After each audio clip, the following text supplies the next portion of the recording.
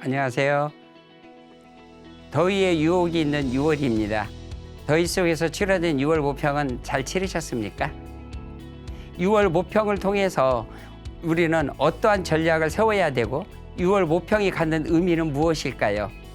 오늘 이 시간에는요, 6월 모평의 의미와 활용 방안에 대해서 알아보도록 하겠습니다.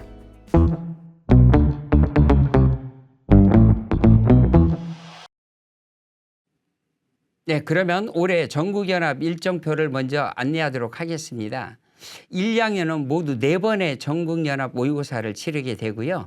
3학년은 전국연합 모의고사 4번과 한국교육과정평가원에서 치르는 수능 모평, 일명 6월 모평과 9월 모평 모두 6번의 시험 끝에 맨 마지막 7번째 11월 13일에 대망의 대학 수학능력 시험장으로 여러분이 향하게 됩니다.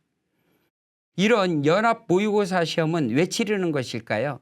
이 시험을 통해서 자신의 이치, 그 다음에 수능 문제의 방향성, 그 다음에 대학 지원 시의 기준을 정하는 것이기 때문에 대학 수학능력 시험 못지않게 여러분들이 진지하게 임할 것을 권합니다.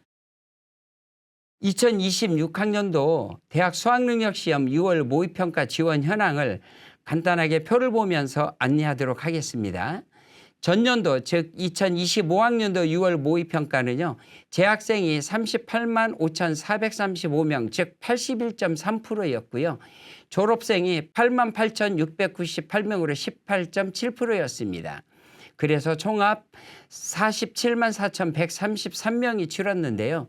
1년 후에 금년도의 6월 모평은 재학생이 41만 3,685명으로 82.2%, 그 다음에 졸업생은 8만 9,887명으로 17.8% 학생이 임했습니다.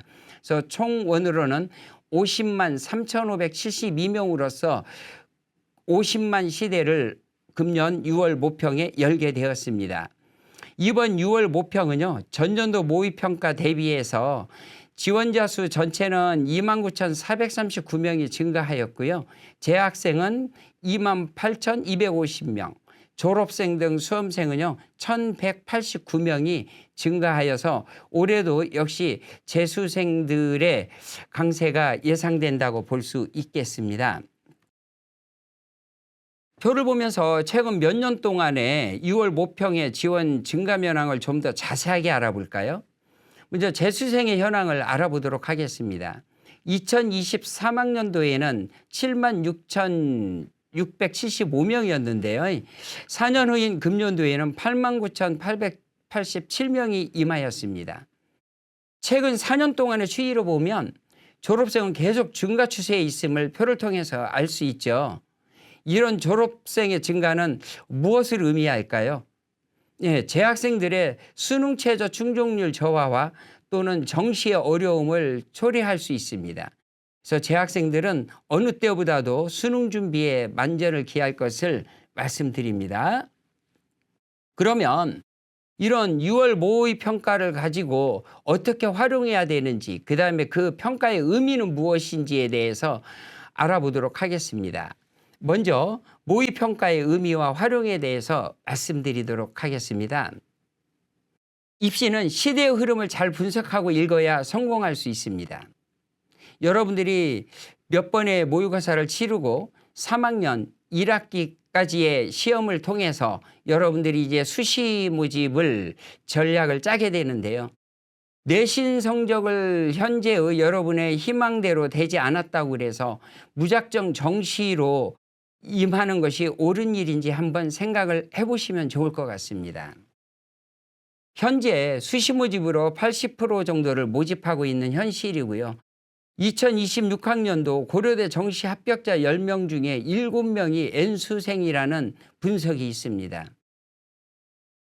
여러분들이 한 번쯤 내가 수시와 정시 중에서 어느 쪽으로 치중해야 될지 한 번쯤 가늠해 볼 수 있는 기회를 다시 한번 갖기를 바랍니다. 그 다음에 또 하나는 이제 여러분들이 대학교를 한번 선택을 하게 되는데 선택할 때 진로를 보고 선택을 하느냐 아니면 진학에 중점을 맞춰서 선택을 하느냐, 즉 합격에 초점을 맞추는 거냐 내가 하고 싶은 것에 초점을 맞추느냐를 말씀드리는 거죠. 요즘에 대학의 하나의 큰 걱정거리가 그 재학생들의 전과의 급증과 또 하나는 편입생들의 급증입니다. 여러분들이 한 번쯤 나의 미래에 대해서 고민하시고 여러분들의 전략을 수립하시기를 바랍니다. 그러면 2026학년도 대학 수학능력시험 6월 모의평가 분석을 EBS를 자료를 통해서 안내하도록 해보겠습니다. 먼저 국어입니다. 국어 시험은요, 작년 수능보다는 쉬웠다고 보고요. 그 다음에 낯선 형식의 문항이 없어서 조금은 익숙한 문제 위주로 출제되었다고 합니다. 작년 수능보다 쉬웠다는 의미는 킬러 문항이 배제되었고요. 그 다음에 또 EBS에서 50% 이상 연계 문제가 출제되었다고 합니다. 즉 현재의 문제의 방향으로 보자면 기존의 경향을 유지할 가능성이 크고 그 다음에 기출이나 연계 교재를 통해서 여러분들이 역량을 기르는 것이 전략이라고 볼 수 있겠습니다. 다음은 수학입니다. 수학은요, 일부 까다로웠지만 작년 수능과 난이도는 전체적으로는 비슷했다고 분석하고 있습니다.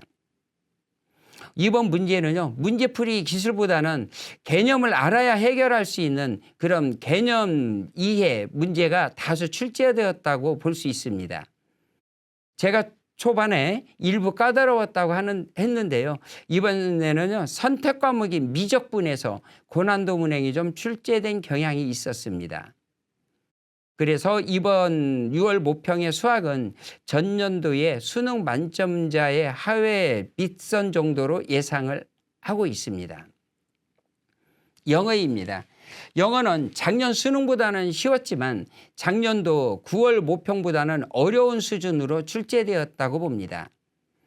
이 영어도요, 킬러 문항 배제가 기조를 이루었고요. 역시 전년도의 수능 기조를 그대로 유지했다고 볼 수 있습니다. 여러분들이 이러한 문제에서 조금 더 성장을 하기 위해서는요, 다양한 유형에서 변별력을 확보하는 문제 위주로 공부를 좀 해서 영어의 절대평가에서 여러분들이 좀 좋은 성적으로 하시길 바라겠습니다. 이번 시험은요, 역대급 경쟁을 치렀죠. 즉 응시생이 50만 명을 넘었고요. 졸업생이 9만 명에 육박할 정도로 지금 경쟁률이 치열할 걸로 예상을 했고 이번 시험도 역시 여느 때보다 응시생이 많았습니다. 전체적으로 보자면 국어나 영어나 수학에서 분석해서 말씀드렸지만 킬러 문항이 사라졌지만 문제의 난이도적인 면으로 봐서 중킬러라고 하는 즉 준고난도 문항은 여전히 존재하고 있었습니다. 그래서 이 중고난도 문제는 어느 정도의 킬러 문항 역할을 좀 여전히 하고 있다고 볼 수 있습니다. 또 하나는 이번 수학시험 같은 경우에도 이제 미적분이 확률과 통계나 기하보다 조금 더 어려웠다고 했는데요. 이처럼 선택 과목 간의 유불리 문제가 계속 지속되었습니다. 특히 수학 과목이 국어보다 더 뚜렷하다고 볼 수 있겠습니다. 그다음에 국어와 영어는 평이했으나 독해력이 변별 요인으로 작용하고 있어서요. 이번 문제를 보고서 여러분들이 독해력 위주의 문제에 좀 준비를 하시면 좋을 것 같습니다. 그다음에 응시생 중에 N수생이 좀 많이 있음으로 인해서 상위권 경쟁이 심화되지 않을까. 그래서 여러분들이 재학생들은 수능 체제를 맞추는 데 있어서 보다 철저한 준비가 좀 요구되는 시험이라고 볼 수 있겠습니다. 한국교육과정평가원에서 이제 수능 모의고사 본 것에 대한 채점 결과를 어느 정도 분석을 했는데요. 이제 평균 점수, 표준 점수 평균은 국어 수학에서 졸업생이 높았고요. 그 다음에 또 1, 2등급 비율도 역시 졸업생이 가장 높았습니다. 반면에 8, 9등급 비율은 모든 영역에서 졸업생의 비율이 가장 낮았다는 얘기는 재학생이 졸업생들에 비해서 상위 등급에서 많이 밀리고 있고 하위 등급을 많이 차지하고 있다는 얘기가 되겠습니다. 그렇다면 우리가 전국연합 모의고사 시험도 치르고요. 6월, 9월 모평도 보는데 선생님들로부터 많은 반복된 얘기를 들으셨을 겁니다. 6월, 9월 모평이 정말 중요하다. 긴장되니까 잘 봐야 된다. 그런 얘기를 많이 들었을 텐데요.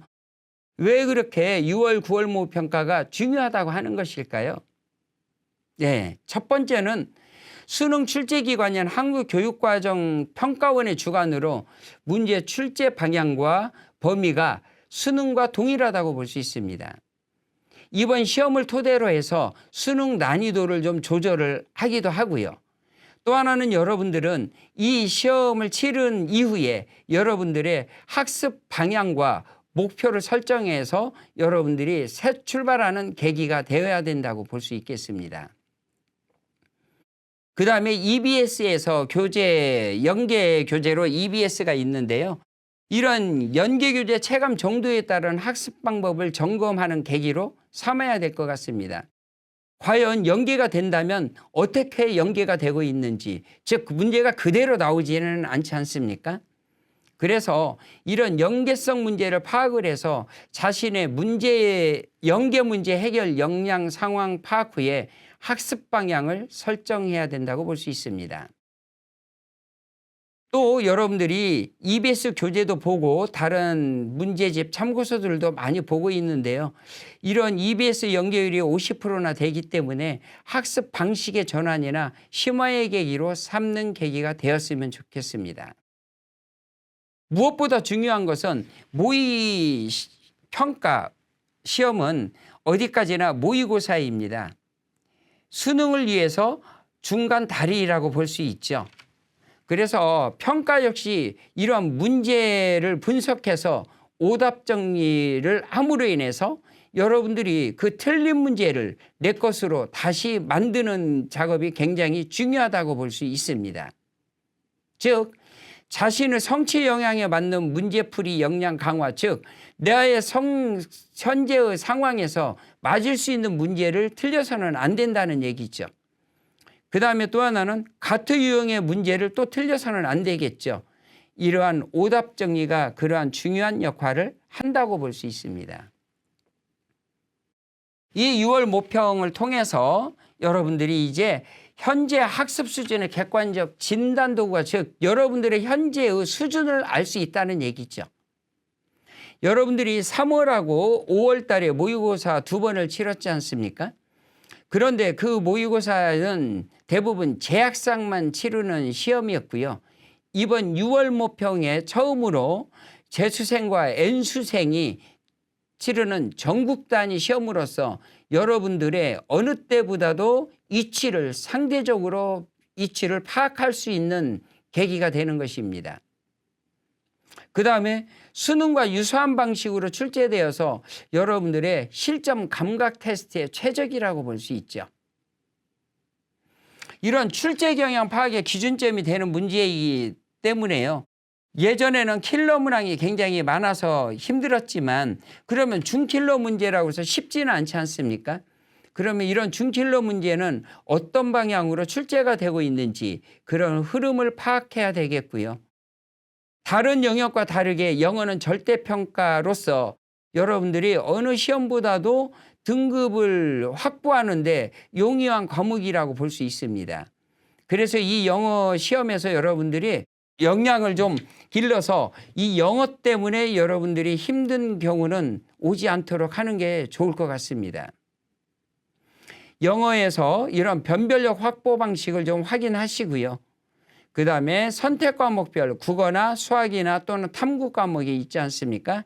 그래서 유불리 구조의 실질적 영향을 좀 평가하셔서 선택 과목을 그대로 가져갈 것인지 아니면 변화를 가져야 될 건지 한 번쯤 좀 생각을 해보는 기회가 되시면 좋을 것 같습니다. 그 다음에 이제 재학생과 N수생이 처음으로 치르는 시험이 있지 않습니까? 그래서 나 자신의 상대적 이치를 확인할 수 있었기 때문에요. 이 시험을 통해서 향후 수시나 정시의 입시 전략의 기준점이 된다고 볼 수 있습니다. 그래서 자신의 점수대를 기준으로 해서 수시 모집에서는 수능 최저를 어느 정도 선까지 맞출 수 있는지, 또 나의 이 현재 시험으로 정시 모집은 어느 정도까지 갈 수 있는지, 그런 걸 파악을 해서 수시와 정시의 전략을 수립하는 기준이 된다고 볼 수 있기 때문에 그 기회로 삼으시면 좋을 것 같습니다. 그 다음에 이번 시험을 통해서 여러분들이 이제 선택적인 공부를 좀 할 기회가 될 수 있을 텐데요. 네 과목 전개 전체를 다 가져갈 것인지, 그렇지 않으면 국어, 영어, 수학, 탐구 영역이 있는데요. 이런 영역에서 내가 어떤 과목에 더 치중을 해야 되는지, 그러한 학습 시간의 분배 전략의 재정비의 기회가 되시기를 바랍니다. 예, 좀 전에 말씀드렸다시피 6월 모의고사, 말 그대로 모의고사의 이제 실질 시험이 아닙니다. 입시 전체의 한 과정에 불과한 것입니다. 끝이 아닌 과정이기 때문에 이 시험을 통해서 여러분들이 어떤 점을 배우고 이걸 어떻게 활용할까에 중점을 두셔야 됩니다. 이 문제를 통해서 수능에는 어떻게 대응해야 될지, 예를 들어 수학 문제 같은 경우에도 1번에서 30번까지 순서대로 계속 풀어야 될 것인지, 아니면 1번에서 어느 정도 선까지는 풀고 그 다음에 단답형 문제를 풀고 또 우리가 일명 말하는 준킬러 문제로 올 것인지, 그러한 시간 안배 계획이 굉장히 중요하거든요. 그래서 다른 과목도 역시 내가 어떠한 순서대로 문제를 해결해 나갈 것인지에 대한 방법을 좀 여러분들이 강구해야 되는 계기가 될 것으로 보입니다. 그 다음에 이번 시험을 통해서 여러분들이 자주 실수하는 거, 그 다음에 자주 틀리는 영역, 그러한 지점들을 잘 찾아서 그런 것들을 내가 어떻게 극복해야 될 건지, 즉 나만의 극복 방법 찾기의 기회가 되어야 될 것으로 보이고요. 성적 발표 전에 이제 현재 가채점 했지 않습니까? 그 가채점을 토대로 해서 내가 어떻게 학습을 해야 될지, 그 다음에 또 하나는 선생님과의 상담을 통해서 이 점수를 가지고 어느 정도의 지원이 가능한지, 그러한 전략을 세우는 계기가 되기를 바랍니다. 그 다음에 학생들 보면 간혹 보면 내신, 수능 공부를 따로따로 하는 학생이 있는데 이건 따로따로가 될 수 없습니다. 내신에 충실한 학생이 수능 공부에서도 역시 성장할 수 있고 좋은 성과를 얻을 수 있기 때문이죠. 그래서 여러분들이 이걸 따로따로 구분하지 마시고요. 상호작용할 수 있도록 학습 집중력을 끝까지 유지하기를 당부 말씀드립니다. 그렇다면 이제 정리적으로 6월 모평 이후에 꼭 해야 되는 것은 무엇이 있을까요? 지금 앞에서 말씀드린 내용을 다시 정리하도록 하겠습니다. 첫 번째, 성적표 분석이죠. 예, 그 분석을 통해서 나의 약점을 찾아야 됩니다. 단순하게 그냥 1등급이다 2등급이다가 중요한 게 아니라요. 그 오답 정리 등을 통해서 틀린 문항을 찾고 그 틀린 문항의 원인 분석이 필요한 것이고요. 그 다음에 내가 이 문제를 틀렸다면 개념이 미숙해서 틀린 건지, 아니면 해결할 수 있는데 방향 설정의 문제로 해서 시간이 부족했는지, 아니면 어떤 계산의 오류의 실수였는지 등을 분류해서 추후에는 그런 일이 발생하지 않도록 대처를 하는 것. 그 다음에 또 하나는 이 성적표를 보시면 표준 점수도 있고 100분위 등급 컷이 나와 있지 않습니까? 우리가 수시 모집에서는 등급 컷만 중요하지만 이 정시 모집에서는 100분위와 표준 점수가 대단히 중요합니다. 또 하나는 현재 나온 100분위가 나의 수능까지 유지될 수 있을까? 현재 N수생이 지금 이번에 거의 9만여 명밖에 참가를 안 했는데요. 실제 수능에서는 현재 예년의 예로 보면 2배 정도가 참가할 가능성이 큽니다. 그랬을 때도 과연 나의 등급이 유지될 수 있을까? 현재의 100분위로서 나의 이치 파악을 꼼꼼히 하셔서 학습 방향을 설정하는 데 도움을 받고 그것이 내가 해야 할 일의 첫 번째라고 생각을 합니다. 두 번째는 이제 선택 과목의 상황인데요. 수학하고 탐구 영역에서 선택 과목에 대한 편차가 굉장히 큼을 여러분들이 잘 알고 있을 겁니다. 특히 미적분하고 확률과 통계와의 상태, 그 다음에 똑같은 사탐인데도 불구하고 이제 생활과 윤리라든가 경제나 정치 관련 과목이라든가 또 하나는 지구과학과 어떠한 화학의 과목이라든가 이런 선택 과목에 대한 편차가 굉장히 큽니다. 이런 것들을 어떻게 내가 극복할 것인지 아니면 이 선택 과목에 변화를 줘야 될 것인지 그런 부분에 대한 판단 시점이 된다고 볼 수 있습니다. 그 다음에 이제 기출문제를 통해서 이러한 과목별 난이도 체감 및 또는 실질적으로 여러분들이 점수를 주어서 실무형 가능성에 체크를 해보는 계기가 되어야 될 것 같습니다. 그 다음에 이제 수능까지의 학습계획 보완인데요. 6월 모평 결과에 따라서 여러분들이 어느 정도의 목표 대학이나 목표 학과가 설정이 되게 되면 그 수능 최저 충족의 가능성이 어느 정도 나올 거잖아요. 그랬을 때 내가 과연 이 현재의 6월 모평 가지고 어느 정도 선인지 내가 여름방학을 거쳐서 수능까지 갔을 때 과연 이 성적을 어느 정도나 유지할 수 있을지 더 올릴 수 있을지 그래서 여러분들이 여름방학 전까지는 이러한 부족한 과목이나 또는 부분 점검을 해서 방학 때 집중 학습을 할 수 있도록 이번에 좀 보완 계획을 세우면 좋을 것 같습니다. 특히 수학이나 국어의 중킬러 문제 대비를 강화하고요. 영어 같은 경우에 듣기 평가나 또는 독해 등에서 실수를 하지 않도록 그럼 실수 방지 중심 학습도 여러분들이 계획을 세우셔야 될 것 같습니다. 그래서 결론을 내리자면 6월 모평 이후에는요. 성적표를 분석해서 약점을 찾고요. 그 다음에 선택 과목 전략을 재정립하고 그 다음에 수능까지의 학습 계획 보완을 하고 이것이 이번 시험 이후에 꼭 해야 되는 것이라고 말씀드릴 수 있겠습니다. 그러면 이 6월 모평을 통해서 이제 전략을 세워야 될 텐데요. 6월 모평 직후에 입시 전략 수립을 위한 3단계를 말씀드려보면 첫 번째는 가채점을 통해서 나의 전국 단위의 위치 파악을 하는 것이고요. 두 번째는 이 수시 지원 기준으로서 수능으로서의 경쟁력을 파악한 다음에 즉 정시 모집으로서 어느 정도의 경쟁력이 있는지 그 파악한 다음에 또 하나는 이걸 가지고 이제 수시 모집에 어느 정도 기준까지 내가 전략을 짤 것인지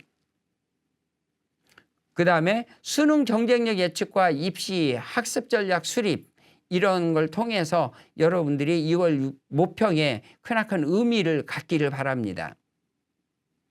수시에서 수능 최저학력 기준의 충족 가능 여부는 수시 지원 전략이 달라지잖아요. 내가 어느 대학을 원했는데 그 대학의 수능 최저를 맞추지 못하면 다른 대학을 선택을 해야 되고 그래서 자신의 수능 경쟁력을 기준으로 해서 수시 지원의 이러한 일명 마지노선이라고 하는 것은 예를 들어서 내가 전북대 이상을 정시로 갈 수 있다면 이 수시 모집에서 전북대보다 이제 점수가 낮은 대학을 지원을 해야 될 것인지 이제 그런 의미를 얘기하고 있습니다.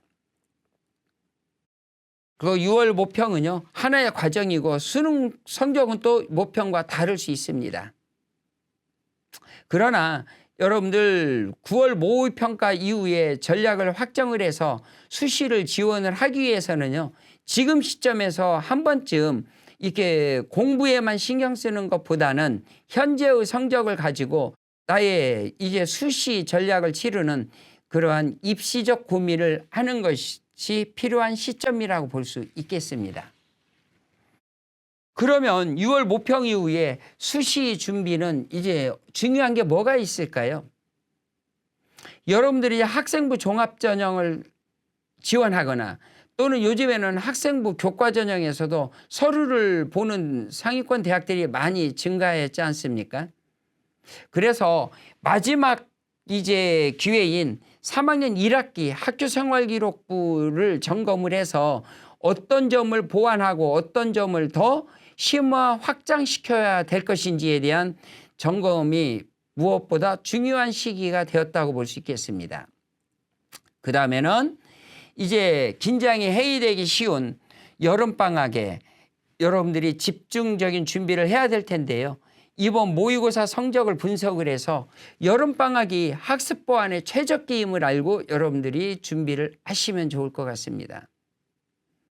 이제 모든 것이 다 이렇게 준비가 되면 9월 모의평가 직후에 최종 여러분들의 수시 지원 대학이 결정되고 여러분들은 수시 원서를 접수하게 됩니다. 그러면 수시 접수에 있어서 주의한 점 간단하게 말씀을 드리면요. 일단 수시는 지원 횟수가 정해져 있지 않습니까? 그래서 여러분들이 이 6번의 전형별 지원 횟수가 있으므로 입시 요강을 꼼꼼히 살펴보시고 지원을 하셔야 되겠고요. 그 다음에 교과 전형이나 종합, 특별 전형 등은 지원별 지원 자격이 다릅니다. 예를 들어 서울 수도권 지역은 교과 전형의 대부분이 이제 학교장 추천 전형으로 이루어져 있는데 어떤 대학에 따라서는 학교장 추천 전형과 또 일반 전형으로 모집하는 대학들도 있습니다. 그래서 똑같은 교과 전형에도 이런 지원 자격이 다르기 때문에 그러한 것들을 살펴보셔야 될 것 같고요. 원서를 쓰시면서 면접이나 또는 논술 전형을 쓰는 학생은 이런 면접과 논술 일자가 중복되는 경우가 있을 수 있는데 그런 것도 꼼꼼히 살펴보셔야 될 것 같습니다. 그 다음에 수시 모집은 등록이 아니라 충원 합격만 하더라도 정시나 추가 모집에 지원할 수 없기 때문에 수시 지원 대학 선정에 있어서 여러분들이 좀 심각하게 진지하게 고민하고 접수하시기 바랍니다. 학생부 종합전형은 지방대학보다는 수도권 지역 대학, 일명 상위권 대학에서 선발 비중이 수시에서 가장 높죠. 그리고 또 자기소개서가 폐지되면서 졸업생들이 학생부 종합전형으로 여전히 많은 지원을 하고 있습니다. 그 다음에 종합전형인데도 면접이 있는 전형과 없는 전형이 있어서 여러분들이 면접의 유불리의 상황을 또 따져보시고 지원을 해야 될 것 같습니다. 그 다음에 또 하나는 수능체제를 적용하는 대학이 좀 요즘에 많이 생기게 더 증가되게 됐는데요. 일부 수능체제 적용대학은 수능체제가 중요한 조건이 됩니다. 수능체제가 안 되면 아무 의미가 없는 거죠. 그래서 수능체제 충족 여부도 여러분들이 살펴보고 지원하시기 바랍니다. 그러면 수시 전략에서 중요한 사항 뭐 여러 가지가 있겠습니다만 그냥 간단하게 몇 가지만 말씀을 드리면 이 대학 전략을 짤 때 기준이 그냥 학과는 전혀 고려하지 않고 그냥 대학 기준이냐, 인지도가 높은 대학만 가는 게 옳은 것이냐, 아니면 대학보다는 학과 중심이냐, 이건 옳고 그름은 없습니다. 생각의 차이이기 때문에요. 이건 학교 선생님이나 또는 여러분들의 진로나 진학의 방향, 부모님과 상의하셔서 선택하시면 될 것 같습니다. 그 다음에 수시 모집에서 교과, 종합, 논술, 정시 모집이 있는데요. 내가 지금까지의 상황으로 봐서 나의 주력 전형은 어디인지 선생님과 상담하셔서 정하는 게 필요할 것 같고요. 그 다음에 또 하나는 우리가 원서를 쓰는 것은 합격하는 게 무엇보다 중요하지 않습니까? 모두 탈락하기 위해서 원서를 쓰는 건 별로 의미가 없잖아요. 즉 무슨 얘기냐면 안정적인 지원 대학 선을 정하는 게 가장 중요합니다. 그런데 여러 전형 중에서 수시 모집에서는 그래도 교과 전형이 이제 내신의 반영 비율이 훨씬 더 높기 때문에 변별력에 있어서 즉 변화의 요소에 있어서 다른 것이 끼어들기 어렵습니다. 그래서 교과 전형으로 기준을 잡는 게 좀 안전선을 정하는데 좋지 않을까라는 생각을 해보게 됩니다. 다만 종합전형은 지원의 풀, 그다음에 합격자의 풀, 이 폭이 굉장히 넓죠. 그래서 이 교과 전형으로는 나의 안전사원을 정하는 데 필요하다면 종합 전형으로 소신 지원도 해보는 그러한 전략도 필요할 것 같습니다. 여러분들, 내가 이 원서를 쓸 때 어떤 대학의 원서를 썼을 때 합격할지 불합격할지 판단을 뭘 보고 하시나요? 무엇보다 전년도의 입시 결과를 보고 하지 않습니까? 그런데 이런 입시 결과는 현재의 올해의 입시 환경과 또 다른 환경이기 때문에 그게 절대적일 수는 없습니다. 그래서 이러한 변화에 따른 것을 파악을 해서 전략을 세우시면 좋을 것 같습니다. 그 다음에 전년도 입시 결과를 쓰는데 올해 전년도 것만 써서는 안 되겠죠. 그래서 가장 안전적으로는요, 최근 3년간의 입시 결과를 살펴보고 참고하시는 게 좋을 것 같습니다. 무엇을 보면 좋을까요? 경쟁률도 굉장히 중요하고요. 그 다음에 충원율, 우리가 흔히 몇 바퀴 돌았다, 대학교에서는 200%다 85%다 발표하는 거죠. 충원율이 높을수록 다른 대학으로 빠져나가고 추가 합격의 가능성이 많다는 걸 의미합니다. 그 다음에 수능 최저가 강화되었느냐, 새로 생겼느냐, 없어졌느냐, 굉장히 중요한 요소죠. 그 다음에 전년도에 어느 정도 선에서 합격했는지 이런 것들을 꼼꼼히 살펴보셔서 안정적인 지원, 소신적인 지원 또는 내가 상향적인 지원 등의 한 요소로 사용하시면 될 것 같습니다. 그 다음에는 이제 선생님들께서 여러분들에게 이제 안내하면서 수시 상담 카드를 작성해 오라고 하실 건데요. 이 수시 상담 카드는 여러분들 수시 모집 6개를 쓰지만 저는 그 배, 즉 선생님께 상담 카드를 작성해 드릴 때는 한 12개 이상은 대학이나 학과를 여러분들이 카드에 작성해서 가지고 가서 상담을 받는 게 좋을 걸로 말씀드립니다. 그 다음에 수시 모집 기일을 넘겨서 접수를 못하는 일이 있어서는 안 되겠죠. 그 다음에 수도권 지역으로 해서 학교장 추천 전형이 있는데요. 이런 학교장 추천 전형하고 학교장 추천 전형은 대부분 교과 전형이거든요. 그런데 대학에 따라서는 일반 교과와 학교장 추천 교과가 있어요. 전형이. 여기에서 어떤 게 더 유리할지는 학교에 따라, 학과에 따라, 대학에 따라, 상황에 따라 다릅니다. 그래서 여러분들이 그것도 상담을 통해서 철저한 분석 후에 유리한 전형으로 지원하는 게 좋을 것 같습니다. 그 다음에 여러분들이 흔히 너는 몇 등급이야 하면 나는 1등급이야, 뭐 2등급 대야, 3등급 대야, 4등급 대야라고 얘기하는데요.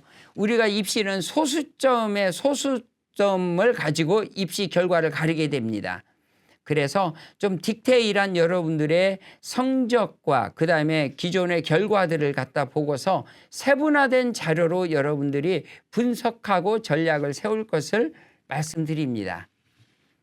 예, 현재 보여드린 자료가 수시 상담 카드의 한 사례입니다. 학교마다 다르기도 하고요. 이제 사용하는 게 편하고 여러분들이 자세하게 할 수 있도록 이러한 수시 상담 카드는요, 한 예시로 안내해 드립니다.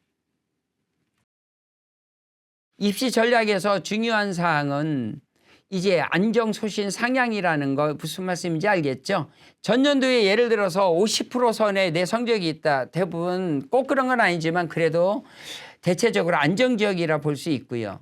70% 선 이후에 있다면 70% 선은 안정보다는 소신 성향이라고 얘기할 수 있고요. 나의 성적이 70% 바깥에 있다는 얘기는 아무래도 조금은 상향성이 있다고 볼 수 있지 않을까. 그 다음에 대학을 가는 목적이 무엇입니까? 학문 연구가 될 수도 있고 취업이 될 수도 있지 않습니까? 그래서 이러한 지원을 하는 대학이나 학과에 따라서는요, 어느 대학을 가고 어느 학과를 갔을 때 미래 지향적인지에 대한 정보를 수집한 다음에 지원하는 전략을 세우기를 당부 말씀드립니다. 위에서 말씀드리는 것처럼 대학의 명분이 중요하냐, 즉 이름만 보고 갈 거냐, 아니면 취업이 그래도 잘 되는 학과나 대학을 통해서 갈 것이냐, 이것도 대학 선택의 한 중요한 기준이 된다고 볼 수 있습니다. 그러면 이런 지원 전략을 짤 때 입시 결과가 굉장히 중요하다고 했지 않습니까? 그러면 그런 입시 결과는 어디에서 보는 것일까요? 예. 거의 대부분의 대학의 입학처에 가보면 지난 몇 년간의 입시 결과가 나와 있습니다. 아주 자세하게 발표한 대학들도 많죠. 또 하나는 대입정보 포털 어디가에서 살펴볼 수 있습니다. 또 하나 여러분의 상담을 하면서 담임 선생님의 자료 등에 역시 전년도 입결 자료가 있습니다. 여러분들 원서를 쓰기 전에 많은 상담을 받기를 원하시죠? 그럼 어디에서 상담을 받는 게 좋을까요? 첫 번째는 여러분들의 담임 선생님이십니다. 담임 선생님을 믿고 상담을 하셔야 되겠고요. 그다음에 각 광역교육청에서 대면 상담이나 여러 가지 방법으로 상담 창구가 있습니다. 전라북도 같은 경우에는 도교육청에 대면 상담이 있고요. 그다음에 한국대학교육협회 1600-1615라는 상담 전화번호가 있습니다. 교육청에서 운영하는 밴드가 있는데요. 전라북도에도 전북 꿈사다리 밴드가 있습니다. 여러분들이 이러한 정보나 상담의 창구는 여러분들이 얼마나 진지하고 또 하나는 여러분들의 미래에 대한 책무성을 가지고 있느냐에 따라서 얼마든지 열려 있습니다. 이러한 열려있는 정보의 창구를 여러분들이 잘 이용하셔서 여러분들의 입시에 좋은 결과가 있기를 바랍니다. 이제 수시 지원에서 마지막으로 전략을 세울 때는 정시 지원에 가는 대학을 확인해야 됩니다. 앞에서도 여러분들에게 말씀드렸지만 이 정시 지원에 내가 수능을 잘 봤단 말이죠. 그렇다고 그래서 수시에서 합격했는데 갈 수가 없지 않습니까?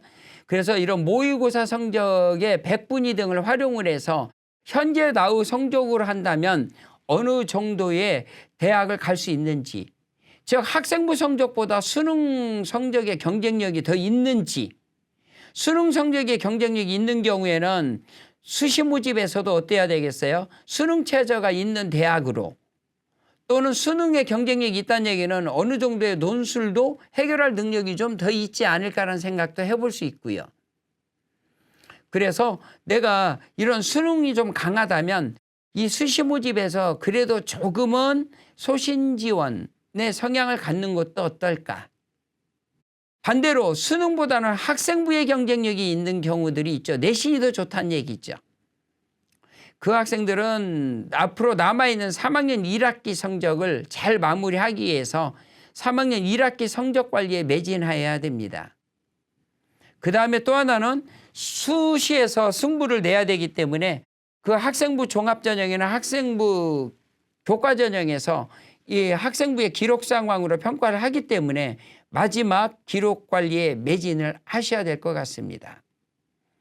그다음에 일단은 학생부의 성적이 중요하니까 2차 고사까지는 학기말 2차 고사 시험 준비를 하고 그 이후에는 수능 최저 등이 있고 또 하나는 수시에서 어떻게 될지 몰라 정시까지 가야 되기 때문에 끝까지 놓지 마시고 수능 공부에 매진을 하셔야 될 것 같습니다. 잘 모르겠다. 즉 학생부나 수능 모의고사 성적이 이렇게 비슷하단 말이죠. 그런 경우에는 어떻게 해야 될까 봤을 때요. 서울의 주요 대학은 정시 모집, 그다음에 학생부 종합전형, 학생부 교과전형, 논술전형 순서대로 많이 선발을 하고 있고요. 지방 소재대학은 학생부 교과전형이 절대적으로 많습니다. 학생부 교과전형, 학생부 종합전형, 정시 순으로 지방 소재대학은 학생을 선발하고 있습니다. 여러분들이 이번 긴장 속에서 6월 모평을 치렀습니다. 이 모평은 단순하게 그냥 숫자의 상황만 확인하는 것으로 끝나서는 절대 안 됩니다. 지금까지 말씀드렸다시피 6월 모평이 의미하는 바는 굉장히 중요한 것들을 많이 내포하고 있습니다. 학습 전략을 세우고 그다음에 수시와 정시의 이 진학의 전략을 세우는 절대적인 잣대가 될 수 있습니다.